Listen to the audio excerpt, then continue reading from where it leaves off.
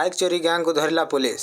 Lingaraj थानार police एक bike चोरी gang पर्दाफाश कर 3 जन को गिरफ्त कर निकटू 12टी चोरी गाड़ी सहित डुप्लिकेट चाबी जबत होता बेले यह तदंत निहार रंजन नायक अभियोग पर आरंभ होता। सीसीटीवी फुटेज और विश्वस्त सूचना अधीन नीलांचल विहुड़ी को संपृक्ति जमापड़ी गिरफ्त करथिबा बेले पचरा उच्चार से सहयोगी कृष्णचंद्र साहू और गंगाधर जानी को धराइथिला एवं अनेक स्थान बाइक चोरी बिक्री करथिबा घटना स्वीकार करथिले। चलंतु नजर पकाया परवर्ती खबर उपरे। खणी माटी धसिबारु 3 श्रमिक सेठरे धसी जाइछन्ति। सुंदरगढ़ जिला लहुणीपदा थाना अंतर्गत बरसुआ दमला खणी अंचल रे माटी अतळी जिबारु 3 जन श्रमिक गुरुतर आहत होइछन्ति। माटी तळे पति होइथिबा एही श्रमिक माने होउछन्ति नातानी हर, अगस्ती मुंडा और फुलमणि टप्प। उद्धार होई बनाई डाक्तरखाना भर्ती होइथिबा बेले तांको अवस्था गुरुतर हेबारु राउरकेला सरकारी डाक्तरखाना को स्थानांतर करा जायछि। एही घटनार कारण खोजुछि पुलिस। कंपनी पक्षरु तदंत आरंभ होइछि बोली सूचना आसीछि। चलंतु नजर पकाया परवर्ती खबर उपरे। मालकानगिरी रे 10म श्रेणी छात्री जन्म देले पुत्र संतान। मालकानगिरी जिला चित्रकोंड ब्लॉक रे एक आश्चर्यजनक घटना घटिछि। एक 10म श्रेणी छात्री अचानक भाव में चित्रकोंड मेडिकल रे पुत्र संतान को जन्म देथिबा बेले से एक हॉस्टेल रही पढ़ुथिले एवं एही समय तांको परीक्षा चलथिबार सूचना घटना जना पड़िबा परे परिवार प्रशासक पाखरे न्याय दाबी करिसेंति एवं एही घटना किपरि घटिला किए दायी एहा विस्तृत तदंत दरकार बोली परिवार लोके कहिसेंति। स्कूल और हॉस्टेल प्रशासन केमिति एपर्यंत एही घटना जानि पारिला नाही एवं प्रति मासरे हेउतबा स्वास्थ्य परीक्षा रे किपरि एहा चिन्हट होला नाही एनै प्रश्न करसेंति परिवार लोके। एही घटना संपर्क रे प्रशासन तदंत आरंभ करथिबा बेले सत्य खोजिबाकू पूर्ण चेष्टा करछि बोली से सूचना दिसेंति। चलंतु नजर पकाया परवर्ती खबर उपरे। मार्च 31 पर धान नेबिनी सरकार बड़ सूचना देइछन्ति खाद्य और जोगाण मंत्री कृष्णचंद्र पात्र। से कहिछन्ति मार्च 31 रे धान किणार डेडलाइन समाप्त होउथिबा बेले एही समय पर चाषी मानक ठारो मंडी रे धान किणा जीव नाही। एपर्यंत 60 लाख मेट्रिक टन धान संग्रह होइथिबा बेले एहा लक्ष्यर 90% होइछि बोली से कहिछन्ति। चलंतु नजर पकाया परवर्ती खबर उपरे।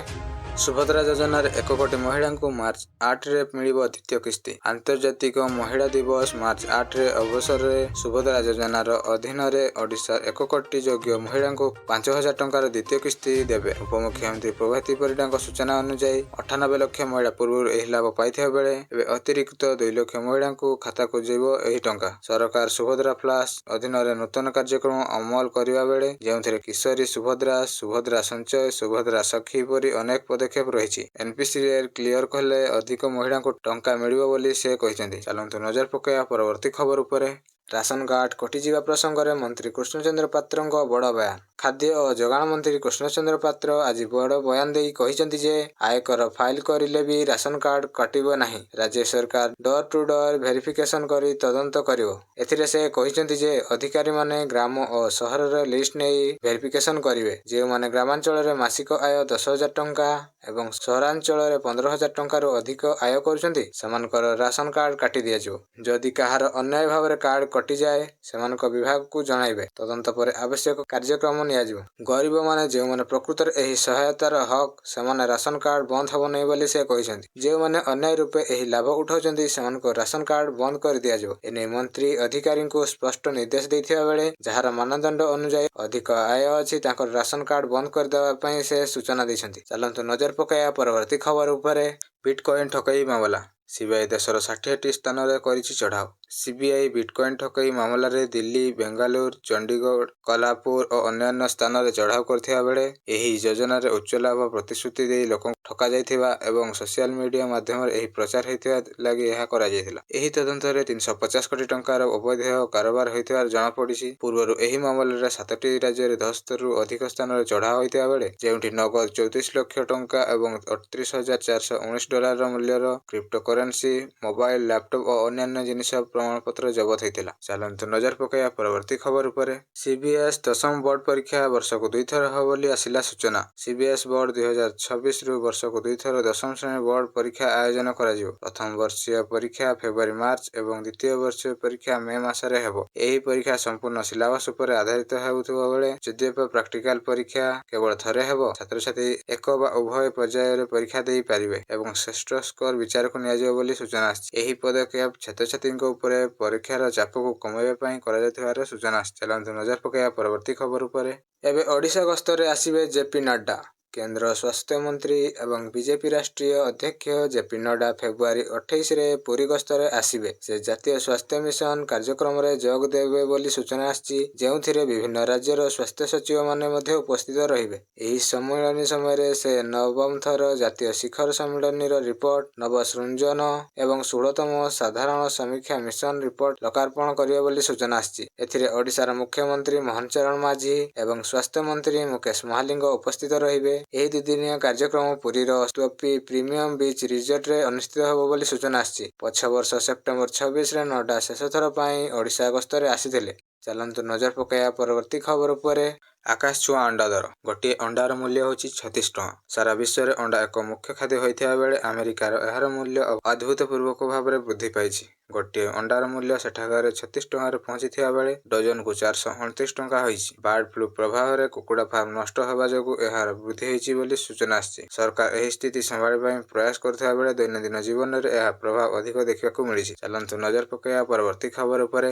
ଜଗତସିଂହପୁରରେ ମହିଳା ହୋମଗାର୍ଡଙ୍କୁ ଯୌନ ନିର୍ଯାତନା। ଜଗତସିଂହପୁର ଜିଲ୍ଲାରେ ଜଣେ ମହିଳା ହୋମଗାର୍ଡ ଏବଂ ପୁଲିସ ଅଧିକାରୀଙ୍କ ବିରୋଧରେ ଯୌନ ନିର୍ଯାତନା ଅଭିଯୋଗ ଆସିଛି। ତାଙ୍କ ଅନୁସାରେ କୁଜଙ୍ଗ ପୁଲିସ ଷ୍ଟେସନର ଆଇଆଇସି ତପନ ନାୟକ ସେମାନଙ୍କ ସହ ଶାରୀରିକ ସମ୍ପର୍କ ରଖିଥିଲେ, କିନ୍ତୁ ପରେ ଏଡ଼ାଇ ଯିବାକୁ ଆରମ୍ଭ କଲେ। ଏହି ଅଭିଯୋଗ ଉପରେ ମାମଲା ରୁଜୁ ହେବା ପରେ ନାୟକଙ୍କୁ ଥାନା ଛାଡ଼ି ପଳାଇ ଯାଉଥିଲେ, କିନ୍ତୁ ପୁଲିସ ତାଙ୍କୁ ଅଟକ ରଖିଛି। ଜଗତସିଂହପୁର ପୁଲିସ ଅଧୀକ୍ଷକ ଏସିପି ଭବାନୀ ଶଙ୍କର ଉଦାଗର କହିଛନ୍ତି ଯେ ଏଫଆଇଆର ରୁଜୁ ହୋଇଥିବାରୁ ତପନ ନାୟକଙ୍କୁ ଜିଲ୍ଲା ମୁଖ୍ୟାଳୟ ସଂଲଗ୍ନ କରାଯାଇଛି ଏବଂ ତଦନ୍ତ ଚାଲିବ। ମହିଳା ହୋମଗାର୍ଡଙ୍କୁ ଡାକ୍ତରୀ ପରୀକ୍ଷା ପାଇଁ ଜଗତସିଂହ ଡିଏଚ୍ଏଚ୍କୁ ପଠାଯାଇଛି ବୋଲି ସୂଚନା ଆସିଛି। ଚାଲନ୍ତୁ ନଜର ପକାଇବା ପରବର୍ତ୍ତୀ ଖବର ଉପରେ।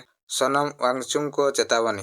ଜଳବାୟୁ କର୍ମୀ ସୋନମ ୱାଙ୍ଗଚୁକ ପ୍ରଧାନମନ୍ତ୍ରୀ ମୋଦିଙ୍କୁ ଏକ ଖୋଲା ଚିଠି ଲେଖିଥିବା ବେଳେ ଭାରତକୁ ଜଳବାୟୁ ସଂରକ୍ଷଣରୁ ଆଗେଇବାକୁ ଆହ୍ୱାନ କରିଛନ୍ତି। ସେ ଗଙ୍ଗା ନଦୀ ଶୁଖିଯିବା ଏବଂ ଭବିଷ୍ୟତରେ କୁମ୍ଭମେଳା ବାଲିରେ ହେବାର ଆଶଙ୍କା ବ୍ୟକ୍ତ କରିଥିବା ବେଳେ ୱାଙ୍ଗଚୁକ ଲଦାଖରୁ ଏକ ବରଫ ଖଣ୍ଡ ଦିଲ୍ଲୀ ଏବଂ ଯୁକ୍ତରାଷ୍ଟ୍ର ନେଇ ଜଳବାୟୁ ପରିବର୍ତ୍ତନ ବିଷୟରେ ସଚେତନତା ସୃଷ୍ଟି କରିଛନ୍ତି। ଅବଶେଷରେ ଏହି ବରଫକୁ ହଡସନ ନଦୀ ଓ ଇଷ୍ଟ ରିଭର ସଙ୍ଗମ ସ୍ଥଳରେ ବିସର୍ଜନ କରାଯାଇଥିବା ବେଳେ ସେ ହିମାଳୟ ଗ୍ଲେସିୟର ରକ୍ଷା ପାଇଁ ତୁରନ୍ତ ପଦକ୍ଷେପ ନେବାକୁ ପ୍ରଧାନମନ୍ତ୍ରୀଙ୍କୁ ଅନୁରୋଧ କରିଛନ୍ତି। ଚାଲନ୍ତୁ ନଜର ପକାଇବା ପରବର୍ତ୍ତୀ ଖବର ଉପରେ।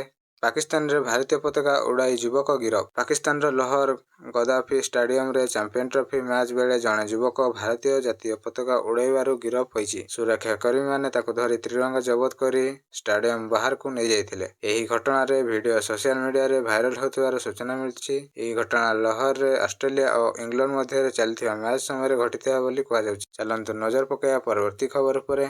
ପୁଣି କିଟ୍ ବିବାଦ। ପୂର୍ବତନ ଛାତ୍ରୀଙ୍କୁ ଯୌନ ନିର୍ଯାତନା ଅଭିଯୋଗ। Kalinga Institute of Industrial Technology କିଟ୍ର ଜଣେ ପୂର୍ବତନ ଛାତ୍ରୀ ପ୍ଲେସମେଣ୍ଟ ସମୟରେ ଯୌନ ନିର୍ଯାତନା ଅଭିଯୋଗ ଆଣିଛନ୍ତି। ସେ କମିଶନରେଟ ପୋଲିସ, ଉଚ୍ଚଶିକ୍ଷା ମନ୍ତ୍ରଣାଳୟ ଏବଂ ମୁଖ୍ୟମନ୍ତ୍ରୀ କାର୍ଯ୍ୟାଳୟକୁ ଅଭିଯୋଗ କରିଛନ୍ତି। ଘଟଣା ନେଇ କିଟ୍ କର୍ତ୍ତୃପକ୍ଷ ପକ୍ଷରୁ ଏପର୍ଯ୍ୟନ୍ତ କୌଣସି ସ୍ପଷ୍ଟ ପ୍ରତିକ୍ରିୟା ଆସିନଥିବା ବେଳେ ଏହି ବିବାଦ ଏବେ ନେପାଳୀ ଛାତ୍ରୀଙ୍କ ମୃତ୍ୟୁ ଘଟଣା ପରେ ଆସିଥିବାରୁ ବିଶ୍ୱବିଦ୍ୟାଳୟ ପ୍ରଶାସନ ଉପରେ ଉଠୁଛି ପ୍ରଶ୍ନ। ଚାଲନ୍ତୁ ନଜର ପକାଇବା ପରବର୍ତ୍ତୀ ଖବର ଉପରେ। ବାଂଲାଦେଶ ସେନାମୁଖ୍ୟଙ୍କ ଆହ୍ୱାନ। ବାଂଲାଦେଶ ସେନାମୁଖ୍ୟ ଜେନେରାଲ ୱାକାର ଉଜ ଜମାନ ସେନା କର୍ମଚାରୀଙ୍କୁ ସଂଘର୍ଷ ବଦଳରେ ଏକତା ଏବଂ ଆଲୋଚନା ଦ୍ୱାରା ସମସ୍ୟା ସମାଧାନ କରିବାକୁ ଆହ୍ୱାନ କରିଛନ୍ତି। ଏହି ବକ୍ତବ୍ୟରେ 2009 ମସିହାରେ ଫିଲାଖାନ ନରସଂହାର ଶହୀଦମାନଙ୍କ ସ୍ମୃତି ଆୟୋଜିତ କାର୍ଯ୍ୟକ୍ରମରେ କୁହାଯାଇଥିଲା। 2009ରେ ବାଂଲାଦେଶର ରାଇଫଲ ବ୍ରିଗେଡିୟର ସୈନ୍ୟମାନେ ବିଦ୍ରୋହ କରି 56 ଜଣ ସେନା ଅଧିକାରୀ ଏବଂ 17 ଜଣ ସାଧାରଣ ନାଗରିକଙ୍କୁ ହତ୍ୟା କରିଥିବା ବେଳେ ଏହି ଅତ୍ୟାଚାରର ପାଠକୁ ଶିଖି ସେନାମାନେ ଏକତା ବଞ୍ଚାଇ ରଖିବାକୁ ସେ ଜୋର ଦେଇ କହିଛନ୍ତି। ଚାଲନ୍ତୁ ନଜର ପକାଇବା ପରବର୍ତ୍ତୀ ଖବର ଉପରେ। 90% ଭାରତୀୟ ଶରୀରରେ ଲୁଚି ରହିଛି ବିପଜ୍ଜନକ ଭାଇରସ, ଯାହା 56% ଲୋକେ ଏବେ ମଧ୍ୟ ଜାଣିନାହାନ୍ତି। VZV ଭାରିସେଲା ଜୋଷ୍ଟିସ ଭାଇରସ, ଯାହାକି ଚିକେନପକ୍ସ ସୃଷ୍ଟି କରିଥାଏ, ଶରୀରରେ ନିଷ୍କ୍ରିୟ ଅବସ୍ଥାରେ ରହି ଏକ ଜଟିଳ ରୋଗ ବା ସିଙ୍ଗଲ୍ସ ତିଆରି କରୁଛି। ଏହି ରୋଗ ତୀବ୍ର ଯନ୍ତ୍ରଣା, ଚର୍ମ ଫୋଟକା, ହୃଦଘାତ ଏବଂ ଦୃଷ୍ଟି ହରାଇବା ପର୍ଯ୍ୟନ୍ତ ବିପଦ ତିଆରି କରିପାରେ ବୋଲି ଆସିଛି ସୂଚନା। ଏଥିରେ 90% ଭାରତୀୟ ଶରୀରରେ ଏହି ଭାଇରସ ରହିଥିବା ବେଳେ 56% ଲୋକ ଏହି ରୋଗ ବିଷୟରେ ନିଜେ ଜାଣିନାହାନ୍ତି। କେବଳ 25% ଲୋକ ଏହାକୁ ରୋକିବା ପାଇଁ ପଦକ୍ଷେପ ଗ୍ରହଣ କରୁଥିବାର ସୂଚନା ଆସିଛି। ସିଙ୍ଗଲ୍ସ ଟିକା 50 ବର୍ଷ ବୟସ ପର୍ଯ୍ୟନ୍ତ ପରାମର୍ଶ ଦିଆଯାଇଥିବା ବେଳେ ନିୟମିତ ସ୍ୱାସ୍ଥ୍ୟ ପରୀକ୍ଷା ଏବଂ ସଚେତନତା ବୃଦ୍ଧି ଆବଶ୍ୟକ ବୋଲି କହିଛନ୍ତି ସ୍ୱାସ୍ଥ୍ୟ କଲ୍ୟାଣ ବିଭାଗ। ଚାଲନ୍ତୁ ନଜର ପକାଇବା ପରବର୍ତ୍ତୀ ଖବର ଉପରେ। ଓଡ଼ିଶା ସରକାରଙ୍କ ଓଡ଼ିଆ ଭାଷା, ସାହିତ୍ୟ ଓ ସଂସ୍କୃତି ବିଭାଗ ପକ୍ଷରୁ ଜାରି ହୋଇଥିବା ବିଜ୍ଞପ୍ତି ଅନୁଯାୟୀ ବରିଷ୍ଠ OPS ଅଧିକାରୀ ଓ ସାହିତ୍ୟିକ ଚନ୍ଦ୍ରଶେଖର ହତାଙ୍କୁ ଓଡ଼ିଶା ସାହିତ୍ୟ ଏକାଡେମୀର ନୂତନ ସଚିବ ଭାବରେ ନିଯୁକ୍ତି ପ୍ରଦାନ କରାଯାଇଛି। ସେ ଫେବୃଆରୀ 28 ତାରିଖରୁ ଏହି ଦାୟିତ୍ୱ ଗ୍ରହଣ କରିବେ ଓ ସଙ୍ଗୀତ ନାଟକ ଏକାଡେମୀର ସଚିବ ଭାବରେ ମଧ୍ୟ କାର୍ଯ୍ୟଭାର ନେବେ। ଚାଲନ୍ତୁ ନଜର ପକାଇବା ପରବର୍ତ୍ତୀ ଖବର ଉପରେ। ମାର୍ଚ୍ଚ 8-9ରେ ହେବ ପୋଲିସ ଏସ୍ଆଇ ପରୀକ୍ଷାର 933 ପଦବୀ ପାଇଁ ପରୀକ୍ଷା। ଓଡ଼ିଶା ପୋଲିସ ନିଯୁକ୍ତି ବୋର୍ଡ ରାଜ୍ୟର ବିଭିନ୍ନ ଜିଲ୍ଲାରେ ଏସ୍ଆଇ ଏବଂ ଅନ୍ୟାନ୍ୟ ସମକକ୍ଷ ପଦବୀ ପାଇଁ ପରୀକ୍ଷା ତାଲିକା ପ୍ରକାଶ କରିଥିବା ବେଳେ ଏଥିରେ ମୋଟ 933 ପଦବୀ ପାଇଁ ପରୀକ୍ଷା ହେବ। ଏହି ବିଜ୍ଞପ୍ତିରେ ଏସ୍ଆଇ ପଦବୀ ପାଇଁ OMR ଆଧାରିତ ନିଯୁକ୍ତି ପରୀକ୍ଷା ମାର୍ଚ୍ଚ 8 ତାରିଖରେ ହେବାର ଥିବା ବେଳେ ଅନ୍ୟାନ୍ୟ ପଦବୀ ପାଇଁ 9 ତାରିଖରେ ପରୀକ୍ଷା ହେବ। ଏଥିରେ ମାର୍ଚ୍ଚ 1 ତାରିଖରେ ପରୀକ୍ଷାର୍ଥୀମାନଙ୍କ ପାଇଁ ଆଡମିଟ୍ କାର୍ଡ ଉପଲବ୍ଧ ହେବ ବୋଲି ସୂଚନା ଆସିଛି। ଚାଲନ୍ତୁ ନଜର ପକାଇବା ପରବର୍ତ୍ତୀ ଖବର ଉପରେ।